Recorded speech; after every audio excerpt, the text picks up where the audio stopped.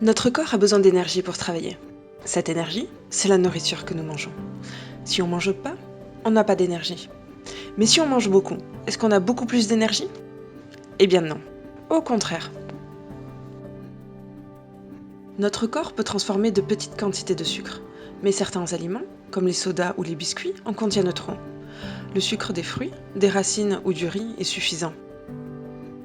Après le repas, le sucre passe dans le sang, qui, comme une rivière, irrigue tout notre corps.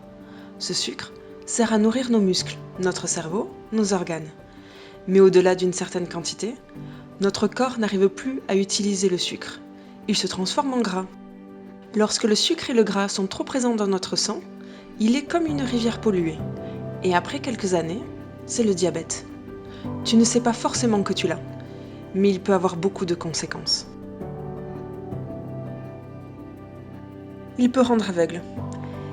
Il empêche le corps de bien cicatriser, ce qui peut entraîner des infections et des amputations. Il peut créer des insuffisances rénales qui nécessitent d'être dialysées régulièrement. Quand on a le diabète, on ne peut pas en guérir, on l'a pour toute la vie. La meilleure façon de le combattre est de le prévenir.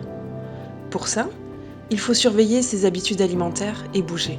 Travailler à la bâtie, faire de la pirogue à rame, le ménage, des activités sportives, danser, jouer. Éviter de grignoter entre les repas. Réduire les quantités de sucre et de graisse au quotidien. Certains produits contiennent beaucoup de sucre caché. En cuisine, pas plus d'1 cuillère à café d'huile par personne. Surtout pour les femmes, qui peuvent prendre facilement du poids avec les grossesses à répétition. Le danger numéro 1 sont les sodas et les jus de fruits industriels. Il ne faut pas hésiter à se faire tester au centre de santé pour savoir si on a le diabète. C'est rapide et sans douleur.